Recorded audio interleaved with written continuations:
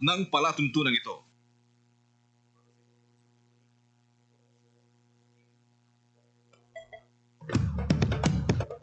Ito ang Presidential Broadcast Service. Radyo Pilipinas. Radyo Publiko ng bagong Pilipinas para sa bagong Pilipino. Naghahatid ng mahahalagang balita at impormasyon na guugnay ng pamahalaan sa sambayanan. Tulay sa himpapawid ng serbisyo publiko. Radyo Pilipinas. Radyo Publiko. Ang boses ng Pangulo sa Iloilo. Radyo Pilipinas. 585 AM. Oras mo, Biyernes 4:07 sa hapon. Gikan sa hulot balitaan sa PBS, Radyo Pilipinas, Iloilo. Gintipon sa bukos na pwersa sa News and Public Affairs Division, mga pagsaysay sa mga hitabo o aksyon, mga pananawan, kag desisyon, mga hibubunon sa apektuhan na sektor, mga danagpo nga balita diri sa Iloilo, kag mga bahin sa Kabisayan nagkatunan, mga balita nga natipon sa sulod sa daligan ng 24 oras. Inyo mabatian sa Headliners Was. Kagkaroon, yari ang inyong PBS News Team.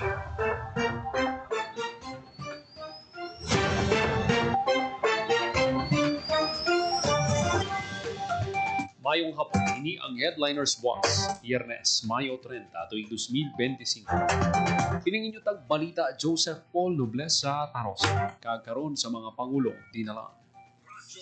Headline. 3Ms kontra monkeypox ginakampanya sa Iloilo Provincial Health Office. Headline. Pagpatuman sa cleanup drive kontra dengue dapat sige-sige sunod sa Iloilo PHO. Headline. PJMP personnel sa Dumangas District Jail nga ginaligar involved sa illegal nga droga nagpositibo sa drug test. Headline. Wefra balik sa top 3 sang medal tally DepEd Western Visayas saludo sa pagtinguha sang tanan nga atleta. Headline. Kagkaroon sa detalye na sa aton mga balita. Radyo Pilipinas. Radyo Pilipinas News. Sa tapos siging kumpirma ang unang kaso sa monkeypox sa probinsya ng Iloilo, ang Iloilo Provincial Health Office nagapanumdum sa publiko nga ipadayon ang pagsunod sa minimum health standards. Ginagampanya sa PHO nga sunod ng 3 km agon makalikaw sa balatian, manghinaw, magsuksok sa mask, kag magdistansya. Sunod kay Dr. Socorro Quinyon, Provincial Health Officer, dapat pangapinan ang ikayong lawas kontra sa monkeypox. Kag iban pa nga balatian pinag sa regular nga paghugas ang kamot ginsiling sa medical doctor nga dapat epekto ang mga habon kag alcohol nga ginahugas sa kamot. Ginapatpat man sang PHO ang benta sa pagsuksok sa face mask labi na kung ara sa mga matao nga lugar o sa indoor places. Hindi lang ini makabulig likaw sa monkeypox, makapangapin man ini sa tao kontra yabok, polusyon kag iban pa nga masakit ang pagdistansya ang liwat-liwat man nga ginbilin ni Quinyon sunod sa PHO head. Ang monkeypox posible makalaton pinagi sa close contact sa kumpirmado nga may balatian nga mpox. Sa karon isa pa lang ang nabalhag nga kaso sa mpox sa probinsya sang Iloilo. Ang recovered ang pasyente makabing recovered o kung nag-ayo na sa balatian. Radyo Pilipinas. Radyo Pilipinas News. Sa kaot nga balita nagapabilin nga asymptomatic o kung wala sang simptomas sang balatian ang 7 nga close contact sang pasyente sa probinsya sang Iloilo nga nay nagpositibo apang sa karon nag-ayo na sa monkeypox. Suno kay Dr. Rodney Labis ang Provincial Health Office, may aras ang 7 nga close contact ang pasyente, 5 sa ila puluyan kag 2 sa balay bululngan kung sa diin siya una nagpakonsulta. Sa pihak nga wala sang simptomas kipahig ni Labis nga mga close contacts magapabilin pa nga naka-home quarantine tubtob sa Hunyo 12 kag ginamonitor sa mga otoridad sa posibilidad sa pagtuhaw sa simptomas antes matapos ang quarantine period. Pananglit naman nga may magwa nga sintomas sang mpox kin pasalig ni Labis nga nakaanda ang tanan nga mga nagakaigo nga tikang agud hindi na maglapta ang balatian. Radyo Pilipinas. Radyo Pilipinas News. Consistency is the key. Nangin pangabangay ni Provincial Health Officer Dr. Maria Socorro Quinyon sa tanan nga sektor sa padang nga kampanya kontra dengue sa probinsya. Sa sinapol ng PDRRMC ginpahayag sini nga dapat sigihon kag pasangkaron pang paghiwat sa cleanup drive sa kabaranggayan bilang depensa kontra dengue. Paagi sa Limpyo Iloilo kada Lunes nga lihok kontra sa lamok Santos Executive Order nga ginpagwa ni Governor Arthur Defensor Jr. ginaingganyo ang pumulo sa kabarangay sa pagpanglimpyo kada adlaw sang Lunes. Bulan sang Pebrero sang ginumpisahan ang pagpatigan sa cleanup drive ug dapat ini nga mapadayon labi pa kag amat-amat na nga nagapasulod ng tigululan dugang panikinyon lakip sa mga ginandaan sang PHO ang padayon nga pagpanagtag sang larvicides, adulticides, paghanda sang dengue test kits. Radyo Pilipinas. Radyo Pilipinas News. Positibo sa drug test ang personnel sa Dumangas District Jail nga ginaligar may kahilabtanan sa illegal nga droga. Suno kay Bureau of Jail Management and Penology 6 spokesperson Juniven Ray Umadhay, sigin buyagyag sang drugista nga nadakpan sa isa ka bypass operation sa Haro, Iloilo City sang tinalikdan nga Abril. Gilayo nga nagpatigan sang drug test ang BJMP sa Dumangas District Jail kag nagwa nga positibo ang nasamit nga personnel sa paggamit sang illegal nga droga. Sa pagpositibo sang personnel, sampaw-sampaw nga kaso administratibo nga pagatubangon kag posible nga makakasa serbisyo. Sa karon floating status ang personnel samtang ginaimbestigahan ang iya kaso. Ginpaandaman sang BJMP 6 ang tanan nga personnel nga hindi gid mag-intra sa illegal nga bulaton mao wala sila sang pasinuhon sa pagpatuman sang ila katungtanan labi na sa pagpasigurong hilway sa illegal nga droga ang mga jail facilities sa rehiyon. Radyo Pilipinas. Radyo Pilipinas News. Isang ka-tricycle driver ang nagpositibo sa random drug test nga ginpatigan sang Land Transportation Office 6 ug Philippine Drug Enforcement Agency 6 yara sa 214 ka mga drivers agin paidalom sa random drug testing kahapon kabahin sang Oplan Harabas kay isang nagpositibo. Ginpahayag ni LTO6 Regional Director Gaudioso Hiduspan ang simultaneous operation tagbak kag ungka terminals ang kabahin sa matikang sang LTO agud matinuan ang public transport system sa impluwensya sang illegal nga droga kasunod sang mando ni Presidente Ferdinand Marcos Jr. Kag sa Department of Transportation pinaagi sini nga inisyatibo sunod naman kay LTO6 Assistant Regional Director Jeff Kunlu masiguro nga mapabilin nga makalikaw sa disgrasya mga commuter sa ila pagbiyahe. Sa datos ng LTO naga-average sang 12,000 road accidents ang nabalag sa ahensya sa bilog nga pungsod kada tuig kay ginabanta 500 diri ang gikan sa Western Visayas. Radyo Pilipinas. Radyo Pilipinas News. Din nga positibo ang Department of Education Western Visayas nga mangin kabahin sang top 3 ang rehiyon sa final medal tally sang palarong pambansa 2025. Sandig sa labing uli nga partial medal tally sa DepEd Western Visayas, ang Western Visayas Regional Athletic Association ang rank 3 nga may 36 ka gold, 44 ka silver kag 44 ka bronze. Nagapanguna gihapon ang National Capital Region nga may 101 ka gold, 65 ka silver kag 44 ka bronze. Nagapangadua ang Calabarzon nga may 39 ka gold, sa 61 ka silver kag 55 ka bronze. Pareho nga may 36 ka gold, apang may 22 lang ka silver kag 33 ka bronze ang rank 4 nga Davao Region. Sunod kay DepEd 6 Regional Information Officer Hernani Escoliar Jr., 16% sa kabugusan nga numero sang hampang ang padayon nga ginagawa ng Bulawan nga medalya. Ginadayaw kag pasalamatan naman ni Escoliar ang tanan nga atleta, coaches kag ginikanan nga nagatag sang suporta sa tanan nila nga kasarang para magmatinalagon ang kada hampang. Radyo Pilipinas. Radyo Pilipinas News. May Bulawan nga mga medalya ang gwapo baseball athletes sa Talisay City. Ini kasunod sang ila kadalagan sa championship match sang baseball secondary boys batok sa mga atleta sang Calabarzon. Ang mga players nga kadama nagalin sa Dr. Antonio A. Lizares Memorial High School ang nakakuha sang anong tanan ka puntos. Aban sa una nga duha ka inning, ang mga players sang Calabarzon apang nakatipon sang 5 lamang ka puntos makalibad ang 7 ka inning. Radyo Pilipinas. Radyo Pilipinas News. Western Visayas ang duha ka silver medal sa elementary kag secondary boys basketball sa nagapaday nga palarong pambansa 2025 sa Ilocos Norte. Ang elementary boys napastawan nga makuha ang kadalagan sa finals kontra National Capital Region samtang ang secondary boys hinluto sang Davao Region.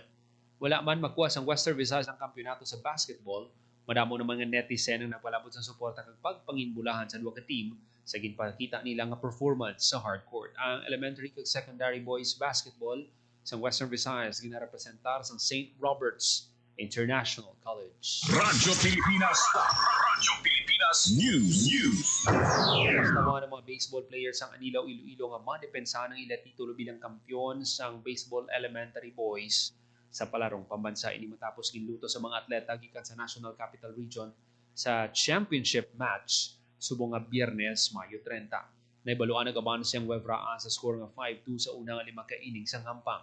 Apang natigay nga malagas sang NCR ang score sang Webra sa 6th inning sa di nakakuha sila sang 6 ka puntos kag nagtie sang score sa 6-6. Sa 7th inning doon sa nakakuha sang tig 1 ka punto ang duha ka team rason sang score nga 7-7. Sa 8th inning nakakuha sang 1 point ang NCR samtang napasdawan ng Webra arason para maagaw sa taga Metro Manila ang bulawan nga medalya. Magapauli ang mga anilaw noon baseball players sang medalya na silver. Radyo Pilipinas. Radyo Pilipinas News.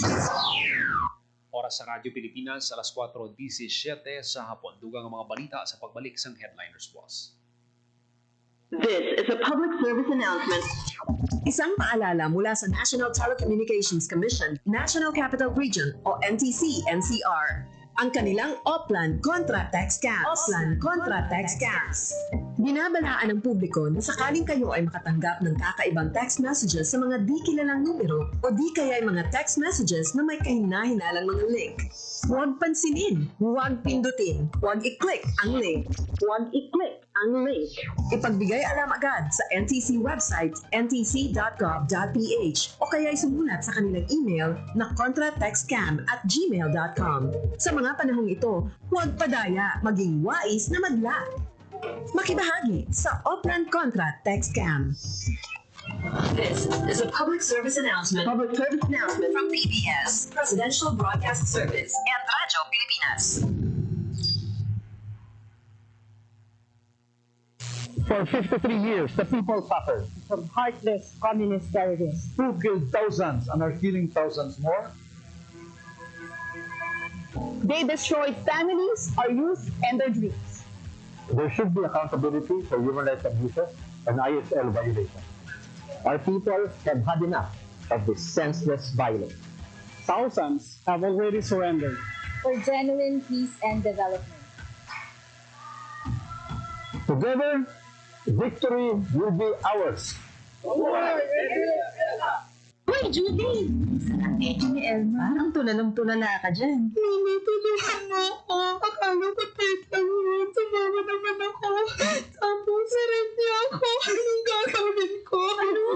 Pumunta sa inyong barangay o Police Women's Desk o sa DSWD na may serbisyo para sa mga biktima ng rape. Ang rape ay labag sa human rights at ng anti-rape law. May obligasyon ako, ikaw, tayong lahat. And vow now, it's our duty.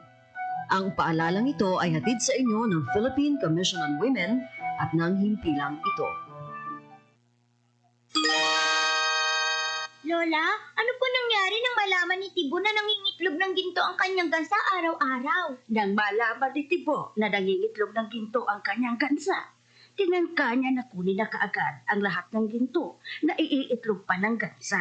Eh di namatay po ang gansa, Lola? Tama. Eh di wala na pong gansa na magbibigay sa kanya ng gintong itlog araw-araw. Yan ang aral natin na nakuha sa gansa na nagbibigay ng gintong itlog. Ang ating kalikasan ay tulad ng gansa na nagbibigay ng gintong itlog. Magpapatuloy ang ating pakinabang sa mga gubat, mangroves, coral reef, dagat at sa kalikasan kung ang mga ito'y aalagaan at pagyayamanin, hindi sisirain. Paalaala mula sa Integrated Environmental Management for Sustainable Development Program, DENR, at ng palatuntunan ito. M, 1, 2, M. Paaduhon, balikat ulo, kita kwetan, may wangat susus. Huwag mong titigan ang hindi sa'yo at maging disenteng tao. Pare, ang catcalling ay isang uri ng sexual harassment. Di biro ang sexual harassment at di nakakamacho ang pang-aabuso. Isang paalala mula sa Philippine Commission on Women at panghimpilang ito. Sana'y tiyakin ng mga magulang kung maipanganak akong malusog. Kumain si nanay ng may sustansyang vitamin A panlaban sa infeksyon. Para din sa mata, balat, bumbunan at mga buto. Ayon, pagpabuhay ng dugo at muscles. Ayodin, pang-iwas sa komplikasyon at pagiging abnormal. Importante din ang check-up kay doktor. Kasi healthy nanay, ganda buhay.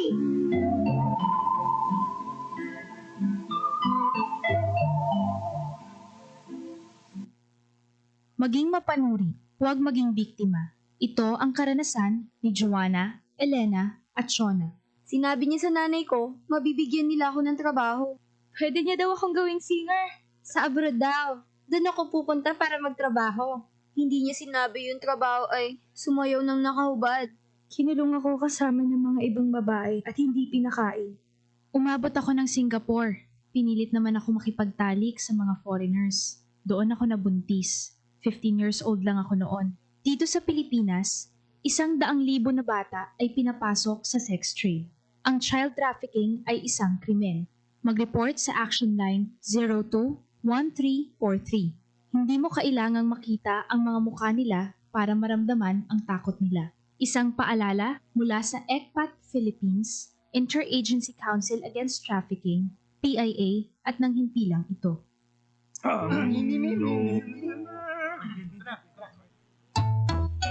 Ang sawit ay bang bang bang, ang sawit ay bang bung bang. Ang babae sa lansangan, huwag iritan kundi galang. Pare, ang catcalling ay isang uri ng sexual harassment. Di biro ang sexual harassment at di nakakamacho ang pang-aabuso. Huwag iritan kundi galang. Isang paalala mula sa Philippine Commission on Women at nang himpilang ito.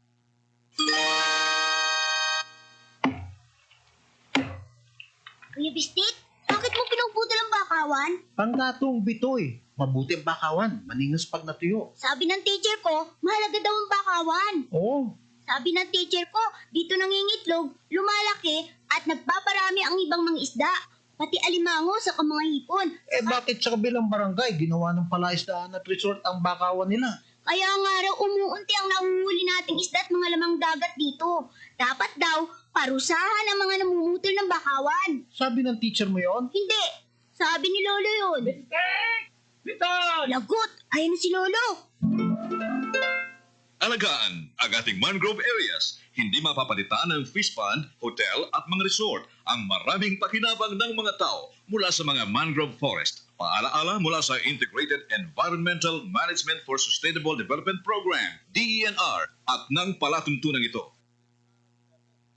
Isang gabi, pauwi na sina Daisy at Eric galing sa sine. Eric, saan pa tayo papunta? Gabi na. Uwi na tayo. Bakit? Anniversary natin ngayon. Tsaka sundali lang naman tayo sa motel eh.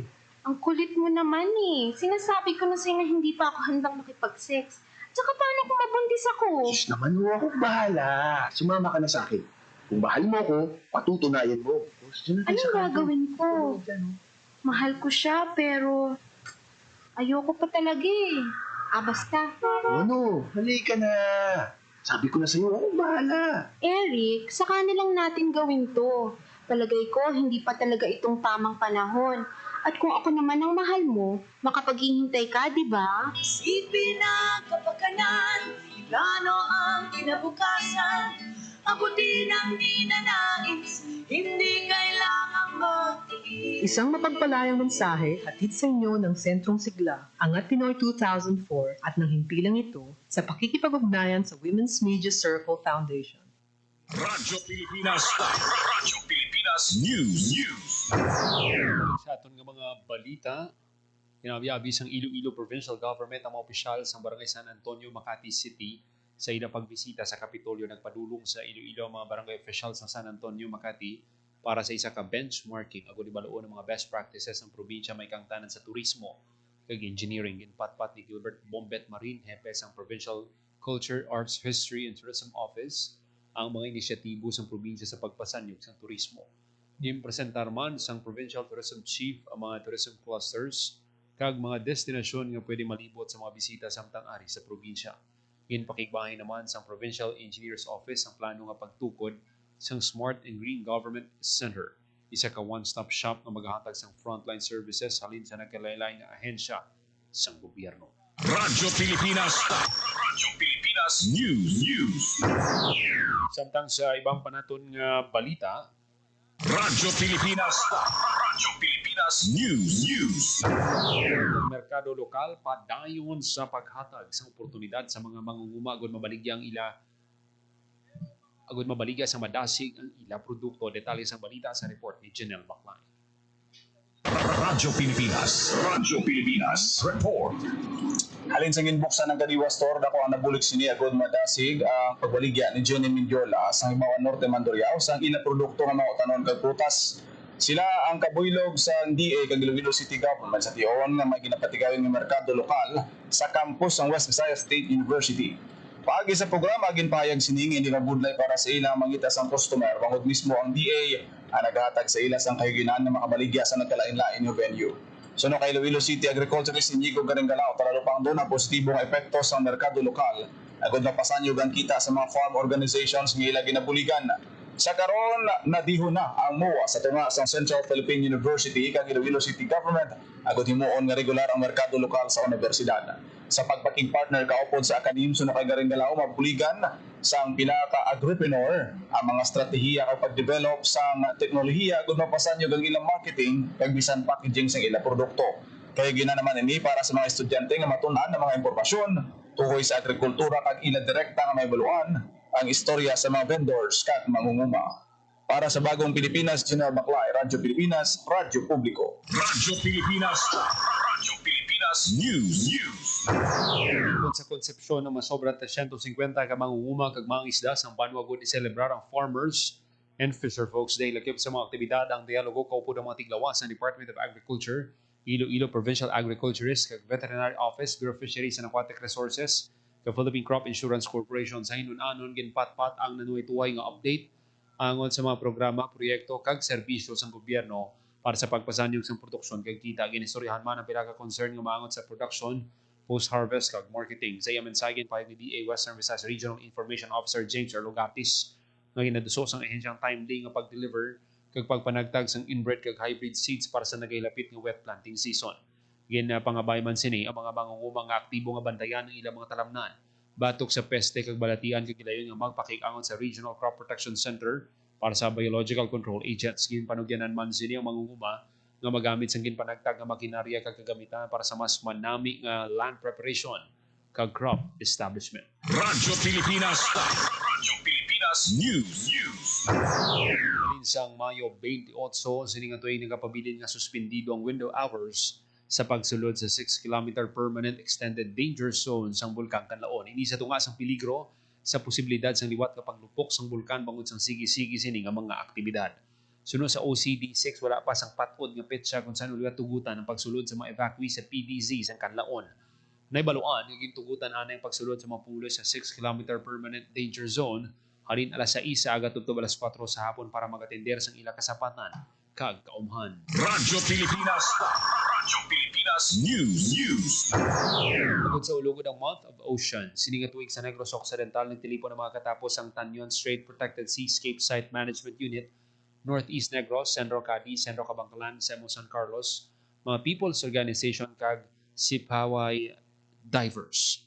Nangin highlight nga aktibidad ang scuba surero sa din mga scuba divers nagsalom sa Sipaway agod manguha sa mga basura sa idalom sa dagat para mapangapinan ang marine life. May araman sa coastal clean-up sa Barangay San Juan, Sipaway Island agud matap ng pagpadulong sa mga basura nga plastic sa kadagatan magluwas diri kin paidaluman ang pumuluyo sa isla sa information education campaign agud mapataas ang hibalo tuhoy sa papel sa kadagatan sa climate regulation, carbon storage kag pagpangapin sa coastal ecosystems. Yan pa isang Pedro Negros Occidental nga mga kasubo nga mga pagpanikasog hindi lang magkatugas sa mas matinlo nga kadagatan. Nagitudlo man ini sa tanan nga ang sabat batok sa epekto sa climate change sa mga ocean conservation. Sa piyak nga bangin sa ulugman sang Pedro Negros Occidental may ka-27 anibersaryo sang Tanyon Strait Protected Seascape nga may tema One Strait, One Community. Radyo Pilipinas. Radyo Pilipinas News. Oras sa Radyo Pilipinas, alas 4:31 sa hapon. Kagamiya manatipon nga balita sa PBS Radyo Pilipinas Iloilo News Team, Biyernes, Mayo 30, tuig 2025. Para sa Bagong Pilipinas, Joseph Paul Noblesa, Tarosa, Radyo Pilipinas, Radyo Publiko. Radyo Pilipinas. Radyo Publiko. Radyo Pilipinas. Radyo Publiko.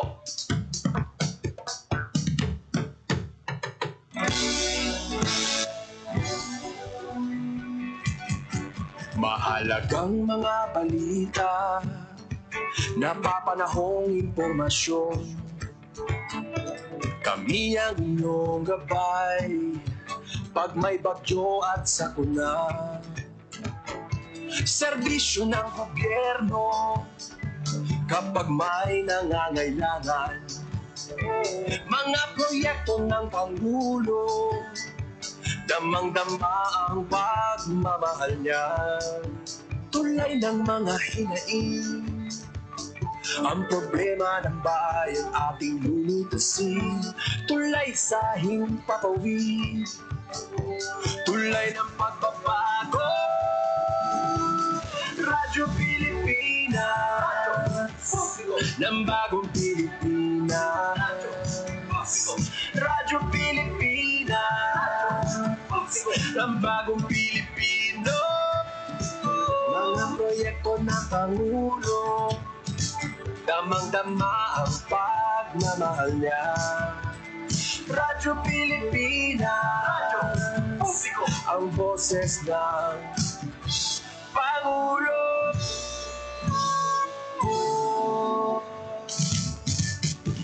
Karamay niyo kami, kahit malayo man kami nakakarating. OFW magsasaka, buhay ay iba't iba, san mang lugar ng bansa natin. Tulay ng mga hinaing, ang problema ng bayan ating lulutasin. Tulay sa himpapawid, tulay ng pagbabago. Radyo Pilipinas, ng bagong Pilipinas. Radyo Pilipinas, ng bagong Pilipino. Mga proyekto ng Pangulo, damang-dama ang pagmamahal niya. Radyo Pilipinas, ang boses ng Pangulo.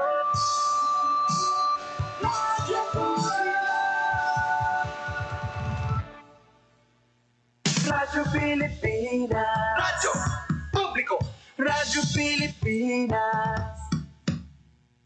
Kilatisin ang sarili. Ang kahandaan sa Manibela.